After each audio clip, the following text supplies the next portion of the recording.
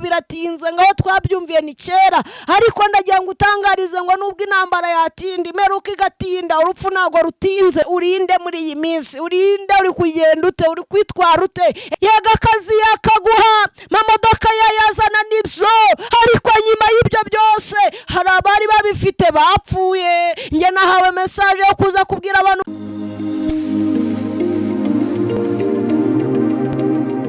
Yes, ni by'agacuka kakomeye kuduhitamo hano kuri Gonarike Plus. Amahoro y'Imana akomeze kubana namwe. Ngewe nitwa David, ninjye mugiye kubana muri kiganiro nkanakiyora, ariko nanone ndabasuje hano se mwamuherereye mwamwe mu Rwanda cyangwa hanze y'u Rwanda.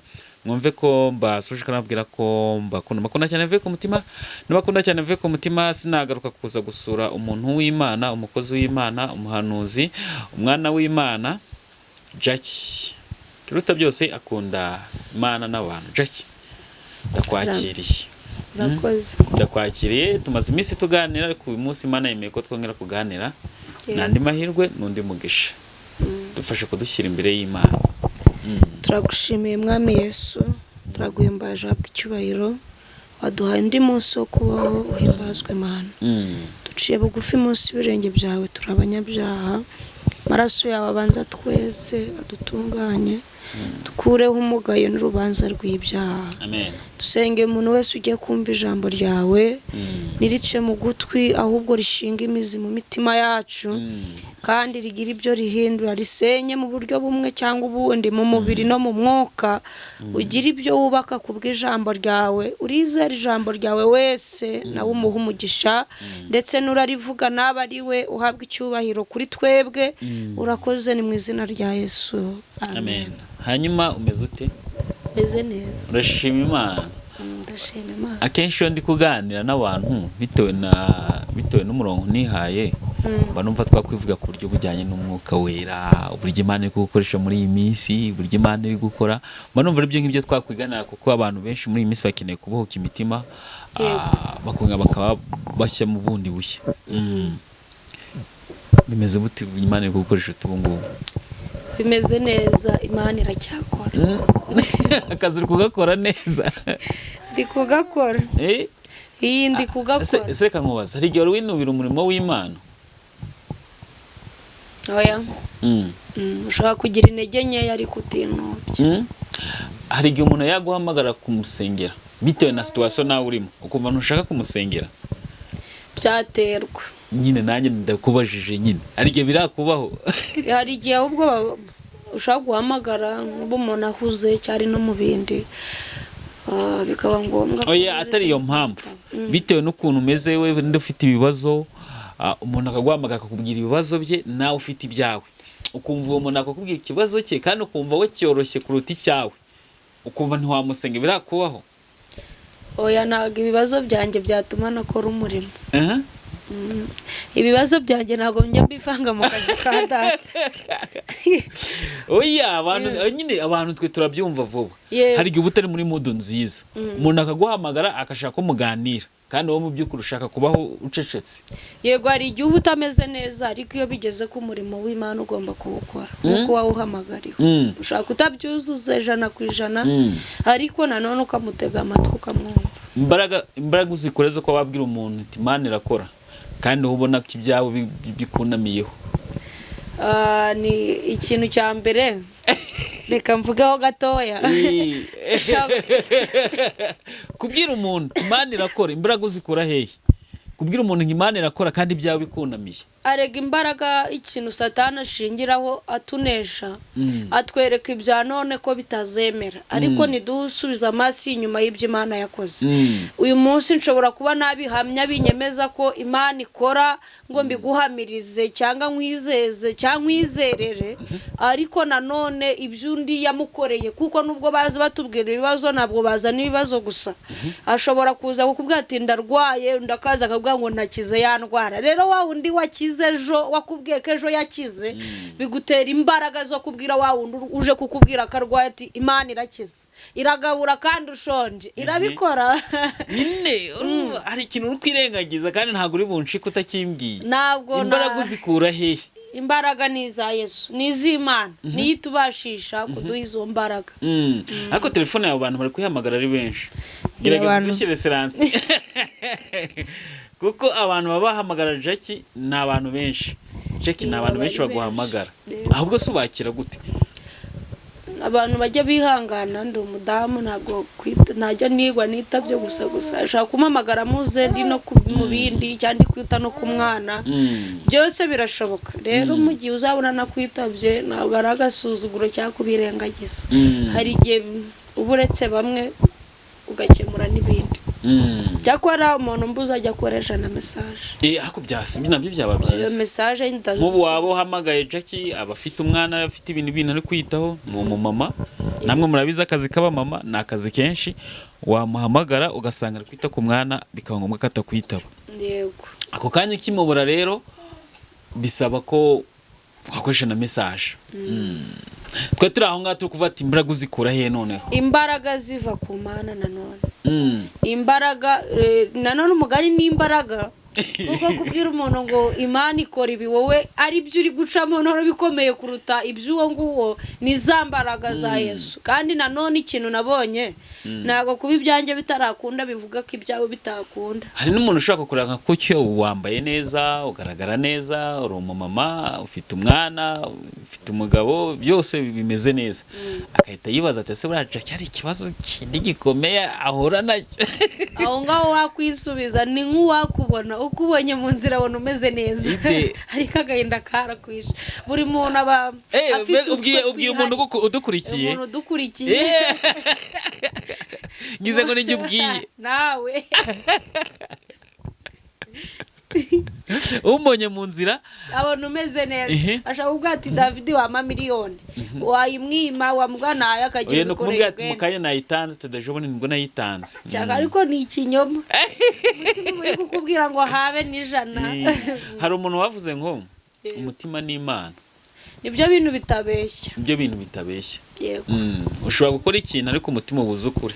Umutima urakubwira ati byanga bikunda turaziranye. Kandi n'amaso y'Imana ntabwo wayahisha. Jackie, icyo kintu twakivuze bigutwara imbaraga zinka niki, ubifata ute sibyo? Hari umuntu ejo bundi twaganiriye arambwira ati David uzi kujya kubwira umuntu uti Imana irakugaburiye wowe waburaye. Tukiraho twebwe Imana irakwambitse wowe wambaye ubusa. Shima Imana ko wambara. Abahanuzi bitubaho cyane. Nunasenga nawe ujye usengera n'abahanuzi. Kuko abahanuzi cyabavuga butumwa. Hari igihe ujya guhumuriza imitima y'abantu kandi wawe ubabaye. Kandi bitavuze ko imitima y'abuhumurije itarahumurika. Imana ikagutuma ati genda umubwire nza urugero muhaye inzu se cyamuhaye ni nkuko yakubwa ngo nguhaye inzu kandi ushaka ibirayi n'ibirayi byo kurya byabuze. Rero ntabwo kuba twe tubabaye bivuze ko Imana idakora. Kuba dufite ibibazo ntibivuze ko Imana itakora ibyawe nibyo navuze ndavuga. Ni zambaraga z'Imana zitwizeza ariko nanone hari ibyiba yarakoze ku bandi se cyane kuri twebwe bitwizeza ko nibyo ngibyo Imana ibikora. Ajya kumeza iyo nkuru yambwiye ngo agiye guhanura umuntu ngaramubwira ati Imana iguhaye imodoka. Narangije aramusubiza ati genda nawe wanze guhe uraza kumpana ngo Imana impaye imodoka uhora yifite waje niki. Ibaze ugeze ngo muri iyo situation n'ikihe kintu uba ukwiye gukora? Ugiye kubwira umuntu ati Imana iguhaye inzu akahita akubwira ati buye kuri kumpanura inzu Imana impaye inzu iguheraho. Uzi icyo kintu ni ikintu gikomeye. Nawe ugitekereje umva kirakurenze. Kirakomeye. Ahubwo abahanuzi Imana itunyureho. Itunyureho. Nanone na uwo muntu ibigutumyeho. Nawe ntabwo aba ari umuntu mwiza kugira kubwire gutyo. Yego nubwo umuhanuzi abahanurira ngo Imana iguhaye inzu. Koshika mikrofone neza. Mujye mwibuka ko atari twe tubikora. Natwe ari twe tubikora twakwiheraho. Mbere yo kuza kuguhanura nabanza nkihereza. Twe turi abakozi cyangwa turi ibikoresho. Turi ibikoresho Imana inyuramo. Ariko nanone kuza kubikubwira no kubikumenyesha ko bihari. Naho ubundi bisanzwe bihari. Urumva uje kumbwira ati kuki uri kumanurira inzu wowe nayo ufite nanjye nshobora kugusubiza ngo ahari nshobora guceceka cyangwa kubwira ati iyiza kuba iyo tuza kuba twikoreramo nari kubanza kwihereza mbere yo kuza kuyiguhanurira. Ariko ntabwo twikoreramo, twe turi ibikoresho Imana inyuramo kugira isohoze icyo yagambiriye ku buzima bwawe. Jackie, Imana igifata gutya ikagutuma ku muntu utamuzi? Yego. Aha, mbwira iyo situation iyo igezemo ikagutuma ku muntu wowe utamuzi, Imana ikamukwereka ukagenda watakuzi, sibyo? Ntabwo bijya bimbaho kenshi, ariko hari igihe biba. Ariko njye ndameze nk'ugiye gutabara umugani ku bintu bikomeye. Ushaka kuba urwaye se, urwaye bikomeye ariko bitaruva ngo uratsamwe ngo ndaje. N'ubundi ntabwo aba ari njye ubuje, ni nava ko ari Imana ibije ariko inyuze muri njye. Urumva hari igihe biba ikanuma ku muntu runaka ariko ntabwo ari kenshi. Ikagutuma ukajyayo. Jackie, nihe hantu Imana yigeze kugutuma nawe ukumvugiza ubwoba? Ni ku muntu runaka. Ni ahantu ku muntu wari umusilamu niba ari shehe.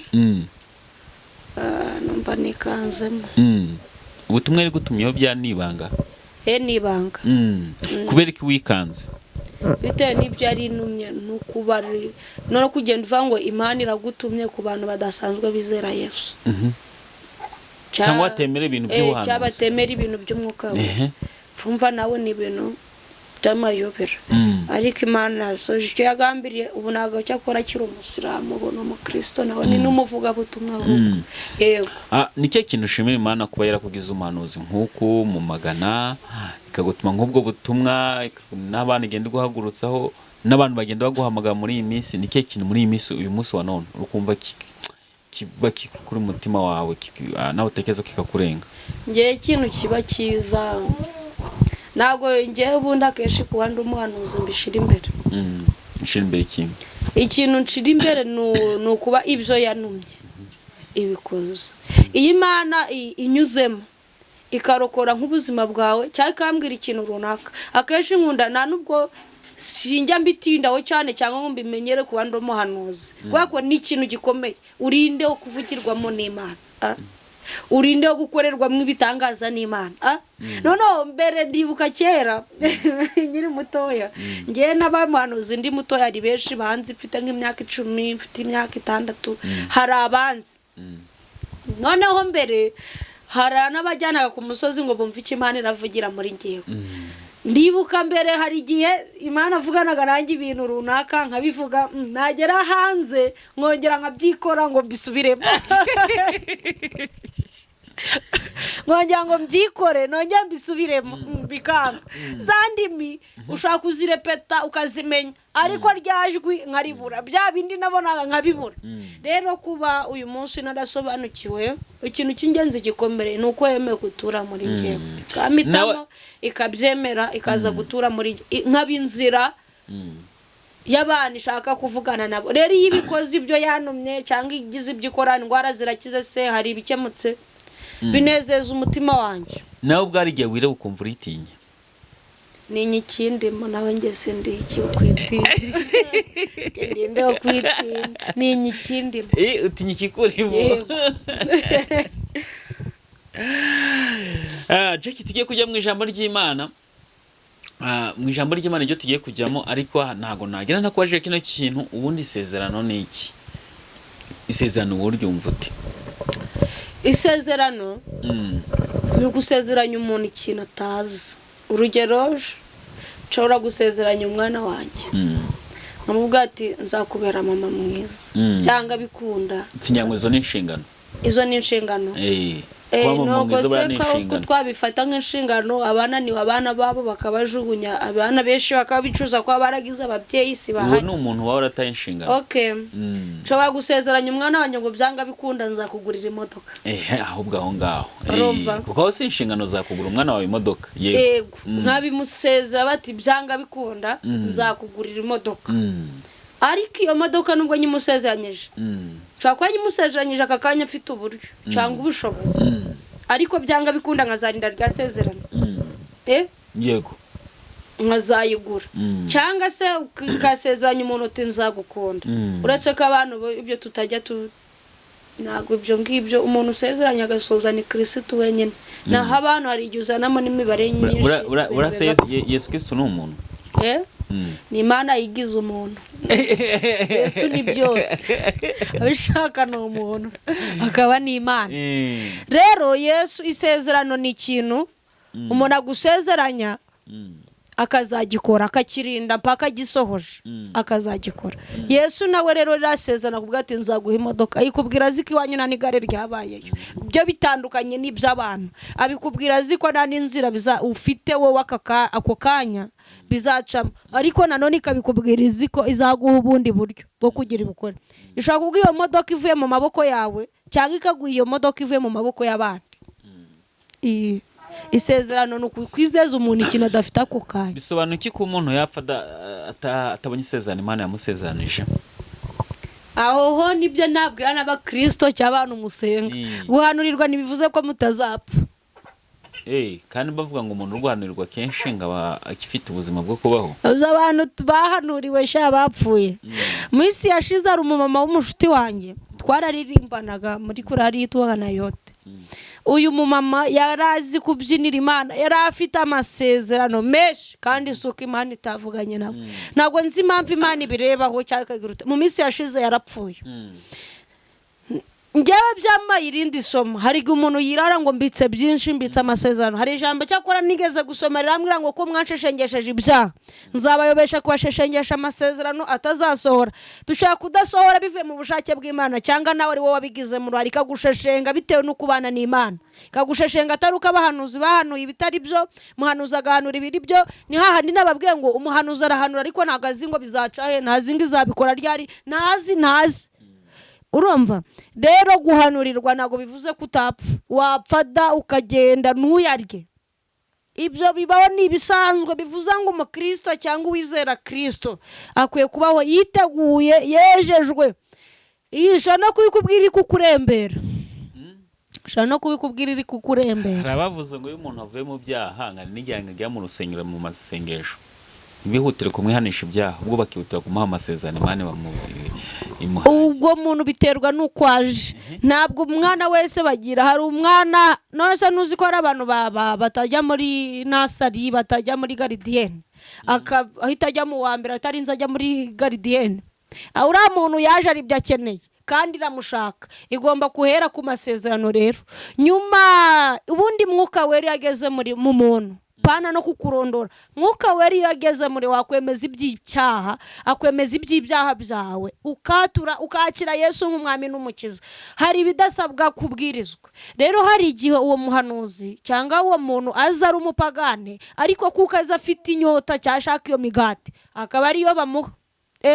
Yesu ngo umunsi umwe ari kumwe n'abigishwa be bakwepa gakeya ngo arigendera, ngo ariko hashize umwanya ngo nabo barajya kumushakisha bisanzwe, ngo bageze Kaperinawumu ngo baramubaza ngo mwigisha uri gukora iki hano. Ngo Yesu we amenya ibyo baje gushaka n'ibyo baje kumushakaho, ngo arababwira ngo ndabizi, ntabwo ari njye mwaje gushaka, ahubwo mwaje gushaka ya mitsima mwariye mukarya mugahaga, ntabwo ari njyewe mwaje gushaka, ndabizi neza. Bishatse kuvuga iki rero? Hari abaza bataje gukizwa bakamera nk'abaraguza. Hari abantu basenga nk'abaraguza. Kugira uzabane n'Imana rero mwikureho Imana imibare. Ishaka yabikora, itanabishaka ntiyabikora. Kubikora izabikora kuko ariyo yabivuze cyangwa yagambiriye kuzabikora. Ariko nanone hari abaza nk'abaje kuraguza bati mu bapfumu ndayabaha, ubwo abahanuzi baramanurira iby'ubusa, ikagusheshengesha amasezerano atazasohora.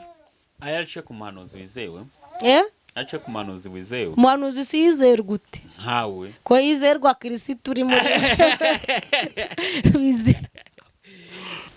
hanyuma rero reka tukureke tujye mu ijambo ry'Imana. Cyo kwa tugwaye igihe kirekire uze kuvuga ijambo ry'Imana wisanzure, ko numva abantu bo kuri Gonarike Plus bakumva ijambo ry'Imana ku buryo bw'umwihariko, ijambo rirambuye. Karibu ne wategura ijambo rigufiya nongere kuko ndashaka kumva ijambo ry'Imana, abantu bavuga ati none twumvise ijambo ry'Imana. Ni karibu. Amen. Amen. Imana ishimwe.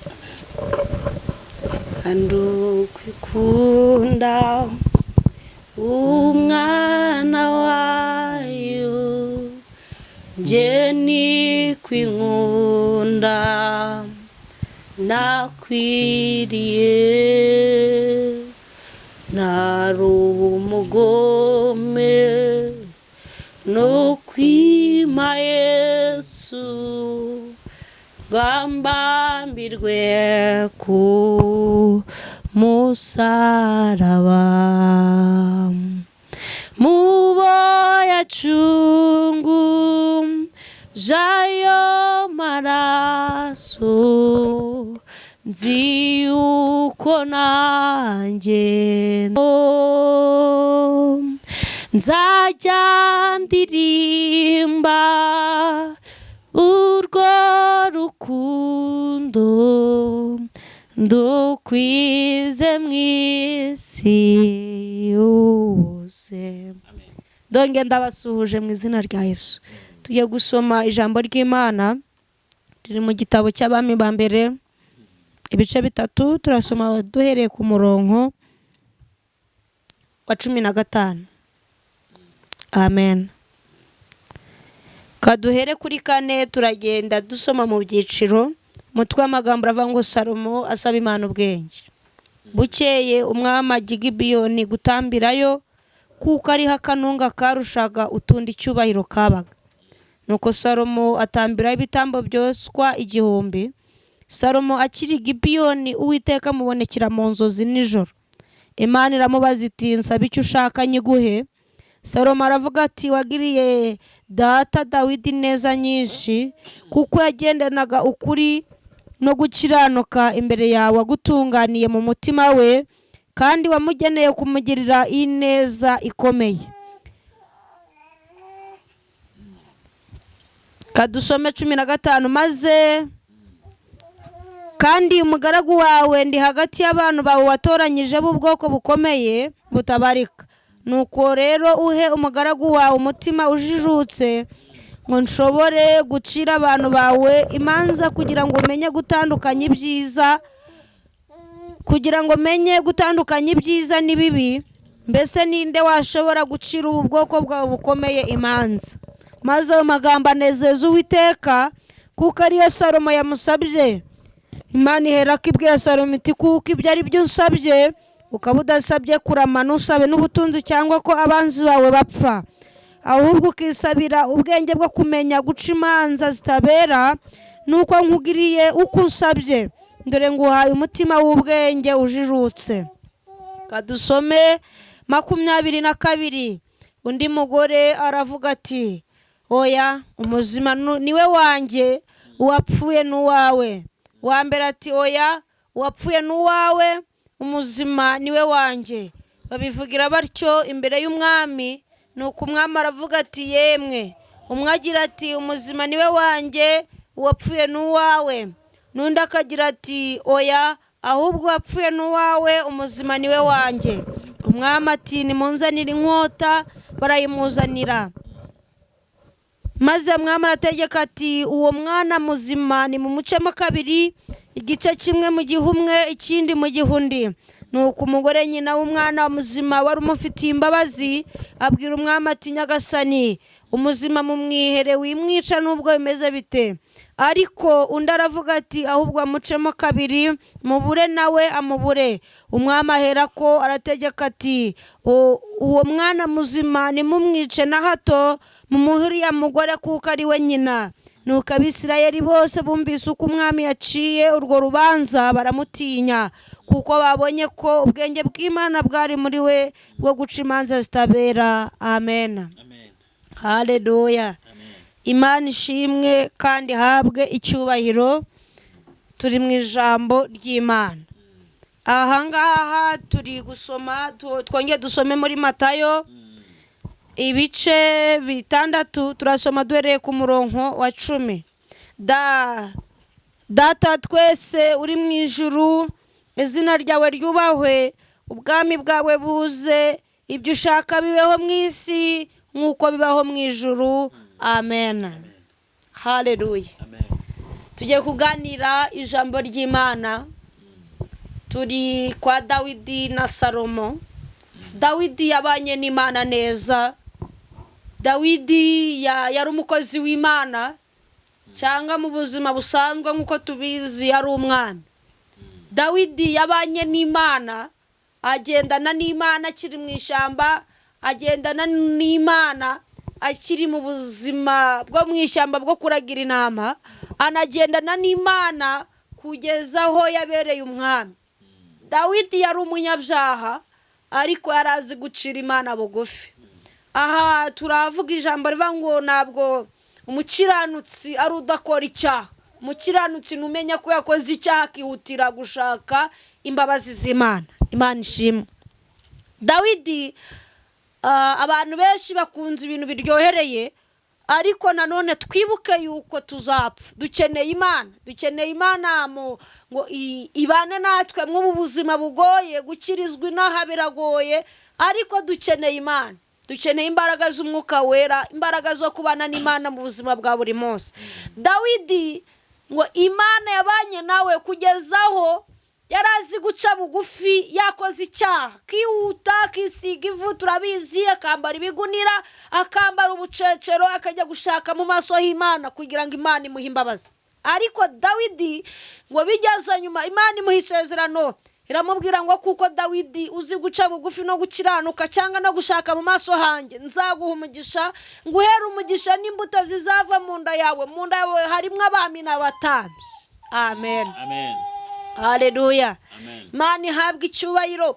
Ngo Dawidi umunsi umwe, igihe kimwe, umuhungu we Salomo ngo yagiye ku kanunga. Iyo bavuze akanunga ni umusozi uruta indi misozi yose, cyangwa ni hejuru kuruta ahandi hejuru hose. Ngo Salomo umunsi umwe yagiye gutamba ibitambo byotswa cyangwa ibihumura neza nk'uko byari bisanzwe. Ngo Salomo agezeyo atambira Imana ibitambo byotswa. Ngo amaze gutamba ibyo bitambo byotswa, ngo maze imibavu cyangwa amaparufese cyangwa ibintu bihumura neza ngo birazamuka bigera aho Imana iri. Salomo ngo amaze kokereza Imana imibavu cyangwa amaze gutamba ibyo bitambo bye byotswa, ngo bimaze guhumurira Imana neza, ikintu cyakurikiye ngo Imana yohereje marayika wayo. Marayika ngaraza, Imana ibwira marayika ati genda nugerayo ndakubwira iby'ubwenge uza kubwira uriya mugabo cyangwa uriya mwami. Ngo bigeze nyuma ngo marayika agera mu maso ya Salomo, ngaramubwira ngo saba icyo ushaka cyose, kuko gusenga kwawe cyangwa ibitambo byawe byumviswe, gusenga kwawe kumviswe, ibitambo byawe byazamutse bihumurira Imana neza. Imana ishimwe. Gusenga kwawe kw'aka kanya cyangwa kwa none uharanire ko kwahumurira Imana neza. Imana ihabwa icyubahiro. None ngo byageze nyuma Salomo abirebye asanga ari kuyobora abasaza bamurusha ubwenge, bamutanze ku ngoma, bamurusha icyubahiro, abandi bize mu bigo bihenze kuruta ibyo yizemo, abandi banamurusha ubwenge. Salomo abirebye ngo mfite abanzi ni benshi, abandwanya ni benshi, ariko si cyo cy'ingenzi. Haleluya.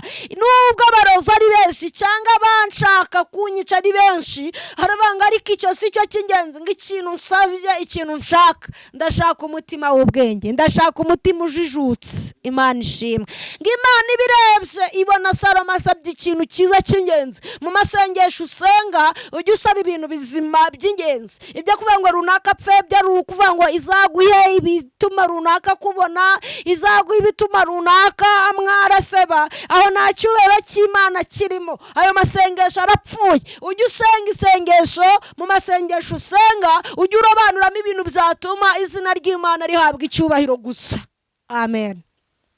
Ngo niko byagenze Salomo. Ngo igihe kimwe ngo maze uwo munsi Imana iramubwira ngo nuko nkugiriye uko wansabye, mu bakubanjirije n'abazaguheruka nta muntu uzahanwa nawe, ngo uhaye umutima ujijutse wo gucira abantu imanza zitabera. Haleluya. Imana ihabwa icyubahiro. Ngo kandi igihe kimwe Salomo ngo mu gihugu cye harimo abagore babiri ngo bari indaya, noneho ngo bari abamaraya, ngo bose bari batwite. Umwe arabyara, hashize iminsi 3 n'undi arabyara. Ariko bigeze nyuma ngo umugore umwe nijoro mu gicuku aryamira umwana nabi, umwana arapfa. Umwana we amaze gupfa ngo aragenda aramuguranisha, afata uwe muzima w'abandi afata uwe wapfuye ajya kumuguranisha uw'abandi muzima. Amen. None ngo bigeze nyuma uwo mugore wundi nyiri mwana muzima buzima akangutse abura umwana we, asanga akikiye umwana wapfuye. Abajije uwo wundi ngo biba intambara mu gihugu, biba intambara mu mudugudu, aho urwo rubanza ngo byabaye ngombwa Salomo akarihuza kuruca. Amen. Bivuze ngo mu mudugudu byaranze, mu karere biranga, biba ngombwa ko bahamagara perezida. Ni nkuko bahamagara perezida wacu, ngo biba ngombwa ko bahamagara umwami aba ari uza guca urwo rubanza. None ngo bigeze nyuma, ngo Salomo ahageze abaza umugore wa mbere ati uyu mwana muzima n'uwande? Ati n'uwanjye. Abaza n'undi ati uyu mwana muzima n'uwande? N'uwanjye. Ngo uwapfuye abura nyirawe. Ngo bigeze nyuma abwira abagaragu be ati mumereze inkota, uyu mwana ngiye kumucamo kabiri, igice kimwe ngihereza umwe, ikindi ngihe undi. Amen. Abantu mujye mukunda ijambo ry'Imana. Ijambo ry'Imana rizabageza ku bugingo, ijambo ry'Imana rizaguhesha imbaraga, ijambo ry'Imana harimo ubuzima, mu ijambo ry'Imana harimo kubaho. Haleluya. None ngo byageze nyuma, ikintu cyakurikiye ngo umugore muzi wari ufite umwana wapfuye ngo arabishigikiye ati yego nibyo, uwo mwana nibamucemo kabiri, igice kimwe nyijyane n'uwita umugabane. Ariko umugore nyina w'umwana, ntabwo ndabatindira cyane, nyina w'umwana ngo abirebye abyitegereje agira agahinda. Areba iminsi yabanyemo n'umwana we, areba amezi 9, areba kujya ku iseta, areba ko yari amaze kumufataho, arabireba agira agahinda. Ngabwira umwami ati uyu mwana wimwica na hato, uyu mwana wimukoraho, wimucamo kabiri, muhereza uriya mugore, niwe umukeneye, niwe reka mujyane, nakura azamenya inkomoko ye. Mwana ukuze nayoberwa nyina, mwana ukuze nazayoberwa iwabo. Ariko nyina uwo mugore wundi wari utamufitiye imbabazi kuko atari mama we, ngaravuga ngo yabamucemo kabiri mubure na wamubure. Imana itugire neza, iturengere. Ntabwo icyari kinzanya ari ukuvuga iyi nkuru ndende cyangwa kuvuga amagambo yose, ahubwo nje kukubaza ngo umwana wawe aracyari muzima. Ngo byageze nyuma ngo umwami abirebye asanga uwo mugore wundi niwe nyina. Aravuga ati uyu mugore umufitiye imbabazi uko biri kose niwe nyina. Ariko hari isezerano yahawe ry'ubwenge. Imana yari yamuhaye ubwenge, yavanye ku musozi. Imana itugirire neza, Imana iturengere. Ngahita babwira ngo uyu mwana mwe kumwica, mwe kumukoraho na hato, mumuhereze uriya mugore wundi kuko ari umufitiye imbabazi, niwe nyina. Jambo ryarambwira ngo ufite uwo mwana niwe ufite ubugingo buhoraho, kandi ubwo uwo mwana na wundi ni Kristo Yesu. Ese Yesu aracyari mu buzima muri wowe? Aracyari muzima mu kazi kawe, mu kazi ukora aracyari muzima, mu rugo rwawe aracyari muzima, mibereho yawe ya buri munsi wowe n'Imana. Mwana wawe aracyari muzima. Ongera wisuzume, witekerezeho mu byo ukora, uriwe, mu bantu bana nabo. Ese umwana wawe aracyari muzima muri wowe? Nusanga yarapfuye, wongera uhendahenda Imana mw'iri sengesho, hendahenda Imana mw'iri jambo. Ubwira Imana ati umwana wanjye avuye mu mwuka, nageze mu basambanyi mba nkabo, ngera mu basinzi mba nkabo, ngera mu banyabyaha mera nkabo, ahubwo ndashaka umwana wanjye wongera umusubiza mu mwuka. Imana ishimwe, Imana iturengere, Imana iduhagarareho. Abantu bakunze ibintu biryohereye ntibagishaka kumenya ukuri, ariko nyuma y'ibi byose tuzanapfa. Ahubwo urashaka Imana uko biri kose, ukeneye Imana mu kazi ukora, ukeneye Imana uko uyishaka ngo igira ibyihindura, ikugirire neza, igutabare, nayo iragukeneye ngo izaguha ubugingo. Imana ishimwe, Imana ihabwa icyubahiro. Ngo byageze nyuma rero uyu mugore wundi wari nyina w'umwana muzima, umwana baramumuha. Nawe rero ugiye kwisuzuma, wongere witekerezeho, ese umwana wawe ni muzima? Hari igihe baza abantu ku masocial media bagahanura ngo imeruka cyangwa intambara cyangwa ibiki, abandi ati ko bitinze, aho twabyumviye ni ryari. Ariko ndagira nkubaze, ese nubwo intambara itinze cyangwa nubwo imeruka, ibyo byose umuntu muzima nta nubwo yakabyifuje. Umunsi wabyumvije, wumvise intambara mu matwi yawe, ukwiye gusenga no kwamagana. Dukeneye kubaho, dukeneye kurera abana bacu, nabo bakeneye kuzarera ababo. Nta muntu wakifuza muzima kubona intambara. Ngo biratinze, ngaho twabyumviye ni kera. Ariko ndagira ngo utangarize ngo nubwo intambara yatinda, imeruka rugatinda, urupfu ntabwo rutinze, ntagiye tudapfusha, ntagiye tutabura abacu, utishwa n'abarozi yicwa n'impanuka, utishwa n'impanuka yicwa n'igihe iyo kigeze, nta ni hahandi ho gutaha arataha. Nagira ngo utangarize rero, wongera wisuzume, wongera wisubiremo, wongera wigenzure, urinde muri iyi minsi, urinde, uri kugenda ute, uri kwitwara ute, ese ahari Imana ivuze nawe wakwitaba. Umuririmbyi yavuze ngo mbese izina ryanjye ryanditse mu gitabo, ngo Mwami Yesu nifuza kubimishurira, ngo kugira ngo menye uko nkwiriye kwifata. Ese kakanyivuze wakwitaba cyangwa wahunga? Wahunga cyangwa wakwitaba? Imana iturengere. Ngo umunsi umwe Imana igeze mu ngobyi, ngo yari isanzwe iza ikazana imirindi y'imbabazi, ngo Adamu na Eva bakumva Imana, bakumva harimo ubugwaneza, harimo imbabazi, harimo urukundo rwinshi, ariko bamaze gukora icyaha ntabwo ariko bongeye kubyumva. Ngo bumvishe imirindi, bumva harimo gupfa, bumva harimo gusonza, bumva harimo ibibazo, bumva harimo gupfusha, bumva biratandukanye. Gihamagaye Adamu ati yewe Adamu we, atahana ati ni Eva. Ibajije Eva ati aha ni ya nzoka. Ngo byageze nyuma ati none ko mutaza kundeba hondi, ati twambaye ubusa mwabimenye ute? Twakoze icyaha cya giti twakiriye. Bishatse kuvuga iki rero? Iyo ubuntu bw'Imana bukuvuyeho, iyo ubuntu bw'Imana bukuvuyeho, ibintu birahinduka. Nusanga ugasanga waratsinzwe, utsinzwe n'ijambo, bwira Imana ngo ndashaka unsubize umwana, ndashaka imbabazi zawe zongera zimbeho. Yega akazi yakaguha, mamodoka yayazana nibyo, ariko nyuma y'ibyo byose hari abari babifite bapfuye. Nge nahawe message yo kuza kubwira abantu ngo dushaka ubwami bw'Imana, nitwijishura ibyubahiro by'inaha, tureka amazina y'ina, dushaka ubwami bw'Imana. Wari wabona umuntu agakora kanga kurya, kanga kwambara, akihiringa ubuzima bikanga, akarya nabi, agapfa urupfu rubi, akagira ute, igihe cyagera ngo iby'isi arabigurisha gahita afata biriye, agafata busambayemo, umuntu agashora ibihumbi senkani, agakora akanga kurya umunyu, agakora akangwa kunywa n'isukari, igihe cyagera ngo arabigurisha agapfa. Bishatse kuvuga iki rero? Inasi wacu tuzataha. Najyaga nkwibutse mugenzi, ese uracyari mu nzira cyangwa wayivuyemo?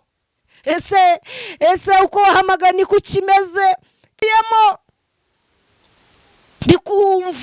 Ndikumva umutima umatiriza kukubwira ngo garuka mu nzira. Abenshi inzira twazivuyemo, abenshi twarakwepse, abenshi urugendo rwabaye rurerure, abenshi nitugikeneye no gukomeza iyo nzira.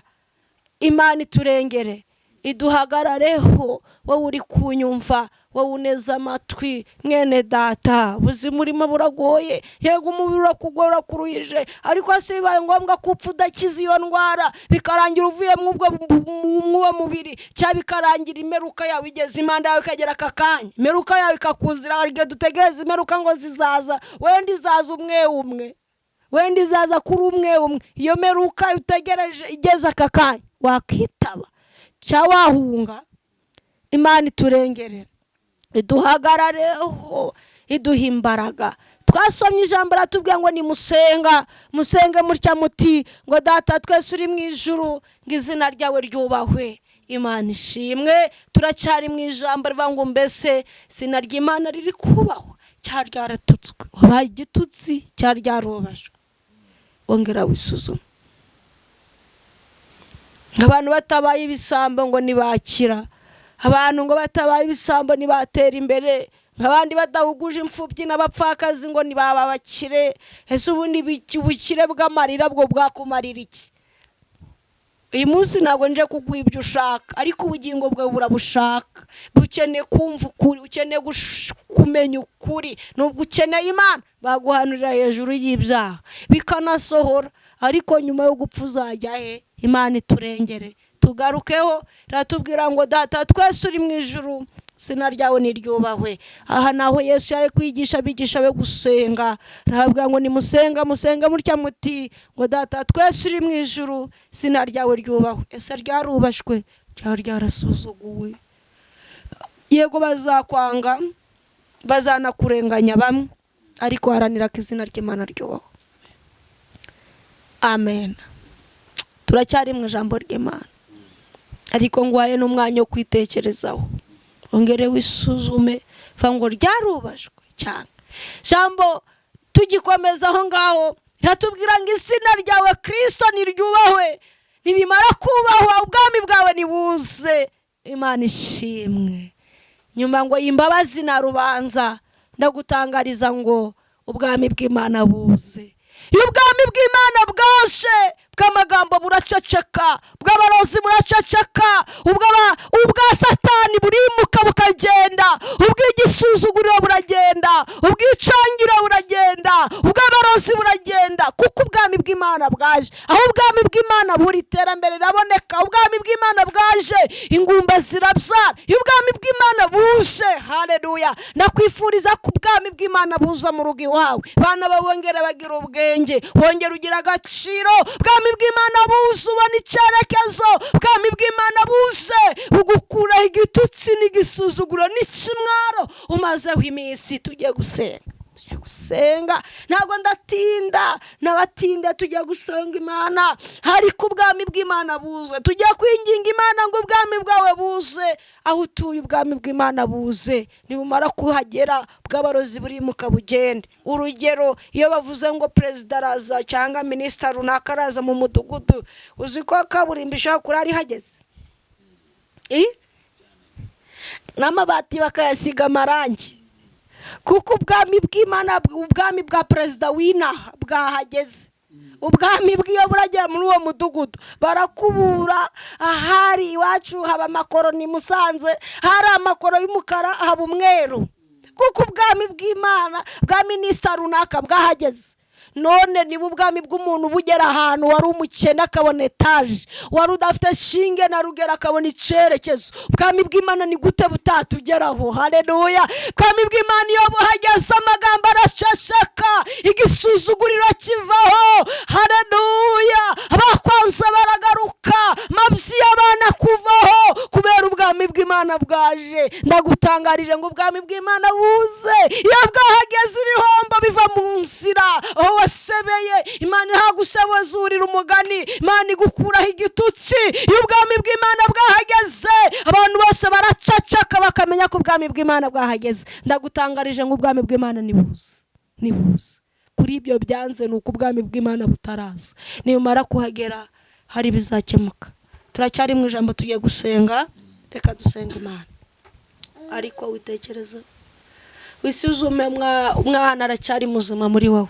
Ese Kristo aracyari muzima muri wowe? Cyaba aherutse ubatizwa gusa? Muri mbya yavuze ngo numara kumwemera nk'umukiza wawe, uhamye mu bandi ibyo yagukoreye. Tujye gusenga Imana.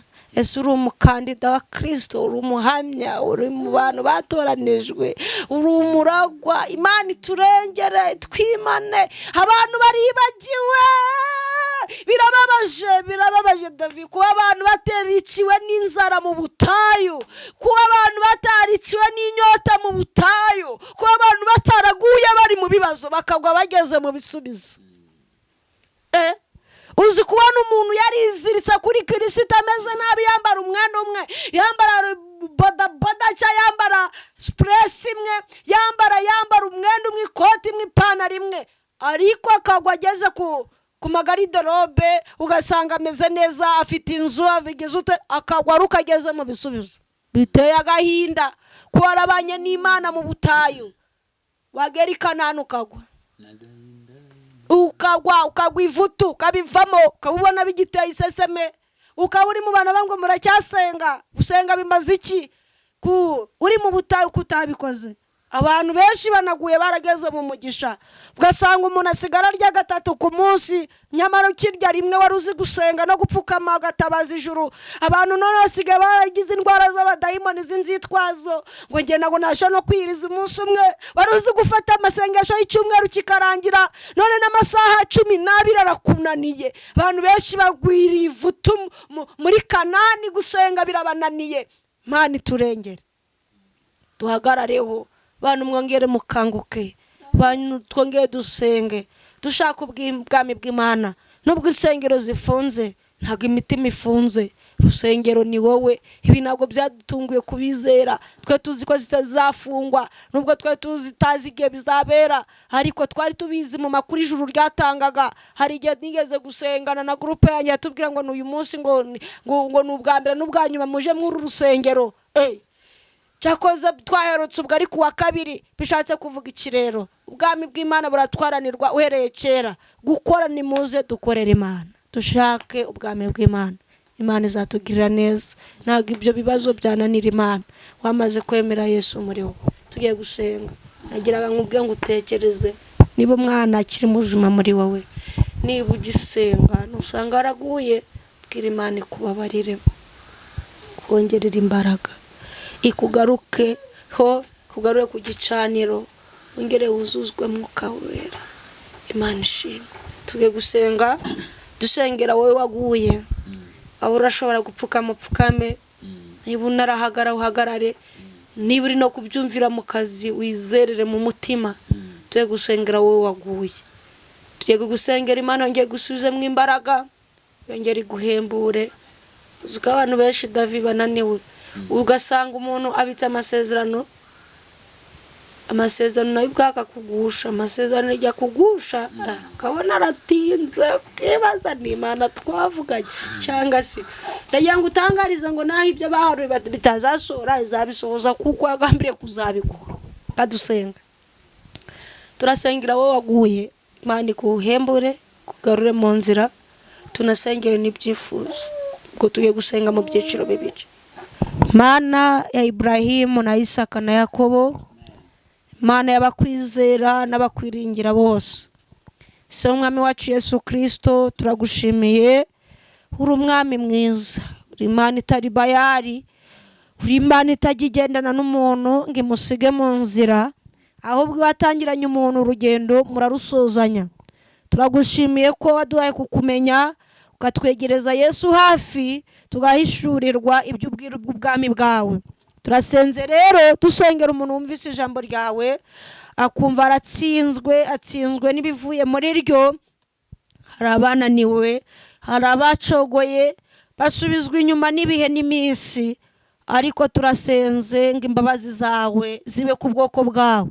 Uyu muntu dukurikiye, imbabazi zawe zimubeho, amaraso yawe amutunganye, urengagize icyaha n'akaha, uyacogwa akagwa agasubira inyuma, akava mu byizerwa, umubabarire mu izina rya Yesu. Kandi umuha imbaraga zo guhamya no kwizera, imbaraga zo gushikama no kurindira amasezerano, imbaraga zimwizeza ko ibyo avuganye n'umwami Imana bizasohora mu izina rya Yesu Kristo. Turasenze dusengera n'ibyifuzo. Hari abarwayi bari hano, hari abo kwa muganga babwiye ngo nimugende mutegereze mwizere ijuru gusa, hari abari kwizerera ku miti, hari abari kwa muganga, hari ababuze uko babigenza. Indwara zose urazikiza, ukiza indwara z'umutima z'agahinda, ugakiza n'indwara z'umubiri. Ndasenze nsengera umuntu wese uri hano, reka urumva ijambo ryawe, urumva iki kiganiro, reka umukize, gere mu magufwa, mu misokoro, mu mitsi aho byanze, ureme igisubizo. Umuntu wese urizera bimuhanira nk'uko yizeye mu izina rya Yesu Kristo. Duhamagaye ubutabazi, dukeneye inkunga y'Imana kwiza indwara, ndetse dusenga abashomeri batagira akazi, reka utanga akazi, abo diplome zabo byanze uziha umugisha. Turasenza aka kanya abafite imanza uziburane, abari kurenganya abandi urenganura abarengana kuko uri Uwiteka. Turasenze dusengera abadafite urubyaro, utanga urubyaro, ni wowe uhereza ingumba kubyara zigaheka. Turasenze bohora inda, ndetse n'abafite abana biga bikanga bakibagirwa, tanga ubwenge kuko uri Uwiteka. Abingo byanze wubaka ingo kuko uri Imana y'imbaraga. Ibibazo ni byinshi mu isi, ariko umuntu wese udukurikiye, reka umubere ihumure, hembura imitima kuko uri Uwiteka. Urakoze, turagushimiye ko hari indwara ukijije, kandi ko hari abuzinguye. ubahuguye, ukaba Mana utanze akazi ku bashomeri mu izina rya Yesu Kristo. Hari abuhaye ibyishimo mu mitima yabo, bari barabusinzira ukaburemya inzira. N'uyu muntu ugize icyifuzo cy'uko yaguye akaba ashaka kugaruka, ukaba umuhaye imbaraga zo kugukorera ndetse no kumaramaza. Urakoze, turagushimiye ko wari uri kumwe natwe kandi kurakomeza kubana natwe, ugashyigikira ijambo ryawe mu mitima y'ubwoko bwawe mu izina rya Yesu Kristo. Amen, amen, amen. Amen. Hanyuma turagushimiye cyane kubw'umwanya waduhaye. Shimira n'abantu bose badukurikiye hano kuri Gonareke Plus. Tugeze muri kakanya keza abantu benshi bagenda bakunda. Uyu Jackie twaje gusura ni umuntu Imana yagiye ikoresha imirimo n'ibitangaza mu bihe bigiye bitandukanye. Uyu muntu ni umuntu Imana yagiye inyuzaho ubuhanuzi bw'abantu benshi ndetse bukagenda busohora. N'uyu munsi rero nandi mahirwe n'undi mugisha kwa twabanye nawe. Reka tumubwire duhe nimero ye ku muntu wifuza gusengana nawe abe yamubona byihuse. Nimero yanjye ni 078 78 nanone 204888. Urakoze cyane ku muntu utarakora subscribe, nakora subscribe kugira ngo tukomeza kubana mu biganiro byose tugenda tutambutsa no kuri Gonareke Plus. Nawe Jackie ndagushimiye.